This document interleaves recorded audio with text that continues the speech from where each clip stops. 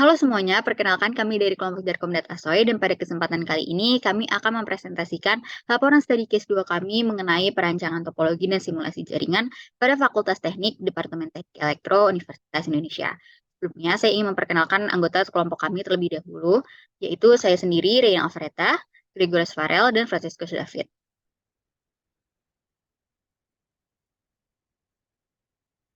Berikut adalah tabel of content dari laporan yang akan kami presentasikan hari ini. Yang pertama ada keadaan esis dan akar masalah, solusi dan topologi solusi, hasil simulasi dan analisis hasil simulasi, serta alasan memilih solusi dan kelemahan dari solusi yang kami pilih. Yang pertama adalah akar permasalahan. Keadaan saat ini, jaringan yang kami bahas untuk studi case ini adalah jaringan pada Departemen Teknik Elektro Universitas Indonesia, di mana pada departemen ini diketahui bahwa salah satu masalah yang dihadapi pada departemen ini adalah belum adanya penerapan total coverage pada jaringan untuk seluruh lingkungan dari DTE. Akar permasalahan. Dari wawancara dan analisis yang telah kami lakukan pada tahap pertama, kami menyimpulkan bahwa permasalahan yang dihadapi saat ini disebabkan karena kurangnya teknologi yang dapat membantu seperti kurangnya penggunaan router. Untuk keadaan saat ini, jaringan yang ada pada DTE ini memanfaatkan switch layer 3 yang juga bisa berfungsi sebagai router. Namun, hal ini dapat menyebabkan terdapat beberapa lingkungan yang tidak tercover dan mendapatkan gangguan ketika mencoba menggunakan atau mengakses internet.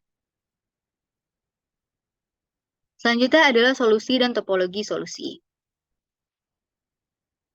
Solusi yang dapat kami berikan adalah penambahan router pada Departemen Teknik Elektro Universitas Indonesia, dan yang kedua adalah membentuk subnetting. Berikut adalah kebutuhan alokasi end-device pada DTF-TUI. Yang pertama, pada gedung MRPQ, 4 server dan 10 PC, gedung admin 20 PC, gedung laboratorium yang terdiri dari lab jaringan komputer membutuhkan 50 PC, lab digital membutuhkan 20 PC, lab kendali 20 PC, lab telekomunikasi 20 PC. Dengan kebutuhan end-device tersebut, kami akan membagi jaringan DTE-FTUI menjadi 5 subnet dengan metode FLSM. Yang pertama, pada lab jaringan komputer akan terdapat 50 PC dan dialokasikan 64 host. Selanjutnya, lab kendali dan lab telekomunikasi 40 PC, alokasi 64 host. Lab digital 20 PC, alokasi 32 host. Gunung MRPQ 4 server 10 PC, alokasi 32 host. Gunung admin 20 PC, alokasi 32 host. Catatan, kelima subnet di atas memiliki satu DHCP server untuk melayani alokasi IP ke end device. Selanjutnya adalah koneksi antar router dilakukan dengan subnetting sebagai berikut, yaitu router MRPQ dan router lab jaringan komputer. Terdapat 2 router dan dialokasikan 4 host, router lab jaringan komputer dan router lab digital, 2 router, alokasi 4 host, router lab digital dan lab kendali dan telekomunikasi, 2 router, alokasi 4 host, router lab kendali dan telekomunikasi, plus gedung admin 2 router dan alokasi 4 host, router gedung admin dan gedung MRPQ 2 router, alokasi 4 host. Selanjutnya adalah tabel subnetting, di mana DTF-TUI diberikan network address 152.168.1010 oleh UI. Hal ini berarti DTF-TUI dapat mengalokasikan jaringan untuk 256 host, di mana host pertama ada pada subnet lab jaringan komputer dengan network address 152.168.1012 dan last host dengan network address 152.118.101.222 yang berada pada gedung admin. Berikut merupakan lanjutan dari tabel subnetting untuk router di mana first host mendapatkan network address 100.1 yang berada pada subnet router untuk MRPQ dan router lab jaringan komputer, dan last host memiliki network address 104.02 yaitu berada pada router gedung admin dan router MRPQ. Berikut merupakan gambaran dari topologi solusi yang kami berikan. Terlihat terdapat 5 subnet maupun pembagian router sesuai dengan apa yang telah kami jelaskan sebelumnya, di mana terdiri dari subnet MRPQ, subnet di lab jaringan komputer, subnet untuk lab digital, kemudian subnet untuk lab kendali dan telekomunikasi, dan terakhir untuk subnet pada gedung admin. Selanjutnya adalah simulasi dan hasil analisis simulasi yang akan dijelaskan oleh teman saya, Greg Farel. Saya akan menjelaskan mengenai simulasi dan hasil analisis simulasi dari topologi yang telah dibuat. Ada dua skenario simulasi yang perlu diuji pada topologi. Yang pertama adalah PDU dari PC di tiap subnet ke server di MLPQ. Semua data pada DTE disimpan di 4 server yang ada di gedung MLPQ. User bisa mengambil atau mengirimkan data ke server melalui PC di subnet manapun. Untuk itu, perlu dipastikan bahwa topologi bisa mengirimkan data dari PC di tiap subnet ke salah satu server di gedung MLPQ. Lalu skenario kedua adalah PDU dari satu PC ke PC lain pada subnet yang sama. PC pada subnet yang sama biasanya digunakan untuk keperluan yang sama atau serupa, sehingga perlu bisa dilakukan pertukaran data antara PC di subnet yang sama.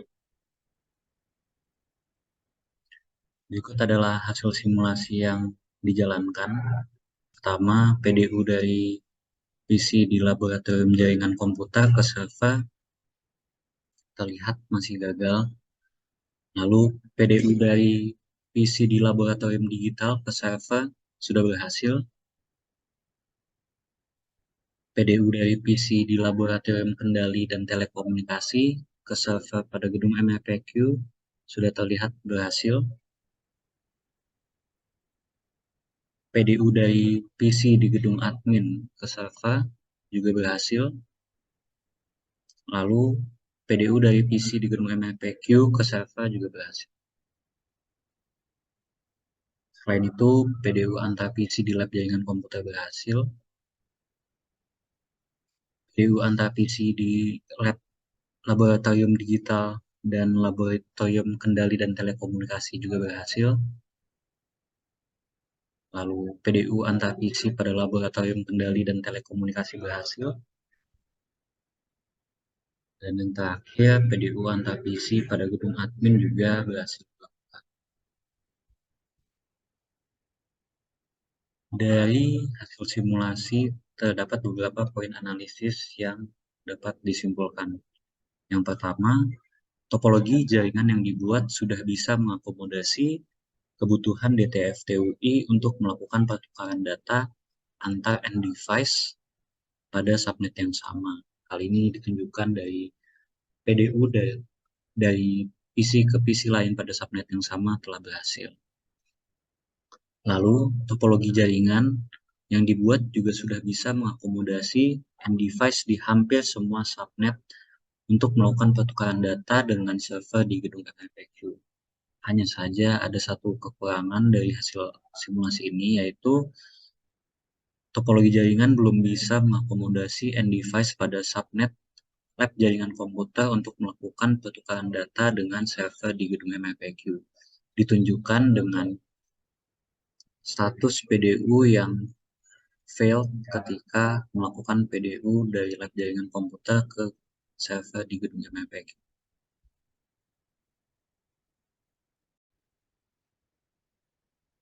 Selanjutnya kita akan masuk ke alasan mengapa kami memilih solusi dan kelemahan dari solusi kami. Nah, ini alasan pertama kenapa kami memilih solusi di mana kita menggunakan router dan switch. Ya karena seperti yang kita ketahui, router ini merupakan salah satu access point yang digunakan untuk mentransmisikan suatu paket data dari jaringan internet ke perangkat lainnya. Jadi dengan menggunakan router kita memiliki kemampuan untuk menjadi jembatan antara akses internet dengan metode networking bridge, di mana data dari satu jaringan dapat digunakan oleh jaringan lainnya. Kemudian router ini juga bisa membaca alamat IP yang akan digunakan untuk menentukan jalur routing yang terbaik. Setelah itu, pada saat beroperasi, router ini bisa memfilter paket data, di mana filtrasi ini akan mendukung kinerja jaringan internet, serta mencegahnya ada perlambatan akibat traffic. Jadi, kami memilih router, karena dengan penambahan router, ini artinya kita pastinya bisa menambah jangkauan dari jaringan, yang berarti coverage dari DT ini bisa semakin tercover. Kemudian alasan kedua, kami menerapkan subnetting pada DT ini karena dia membentuk subnetting, artinya kita bisa memberikan jaringan yang lebih cepat dan efisien. Karena jaringan yang besar, terutama di DT ini kan cakupannya cukup besar ya. Ini berarti mengakibatkan traffic jaringan besar juga. Jika kita tidak menerapkan subnetting, maka terdapat kemungkinan terjadi bottleneck pada saat misalnya banyak device yang sedang mengakses jaringan tersebut secara bersamaan. Oleh karena itu, kami berpikir bahwa subnetting ini perlu dilakukan pada jaringan gitu ya. Nah, walaupun terdapat beberapa kelebihan dari solusi kami, tentu saja terdapat kelemahan dari solusi kami. Yaitu seperti saat menambahkan router, artinya jaringan ini bisa menambahkan latency, di mana latency ini sendiri merupakan waktu yang diperlukan data untuk mencapai tujuannya. Atau dapat dikatakan dengan penambahan router, artinya kita bisa mengukur waktu penundaan yang terjadi. Hal ini bisa terjadi karena data yang akan melewati router terlebih dahulu baru sampai ke tujuan. Ya, jadi ya data yang baru harus lewat router dulu, baru dia bisa sampai ke end device. Hal ini terlalu berbeda dengan yang sebelumnya menggunakan switch 3 yang termasuk ke multi layer yang bisa berperan sebagai router. Yang artinya mereka tidak perlu melewati access point router yang pasti akan menghasilkan latency yang lebih kecil. Oke, jadi sekian presentasi dari kelompok Jarkom dan Asoy untuk case study kedua ini. Terima kasih. Wassalamualaikum warahmatullahi wabarakatuh.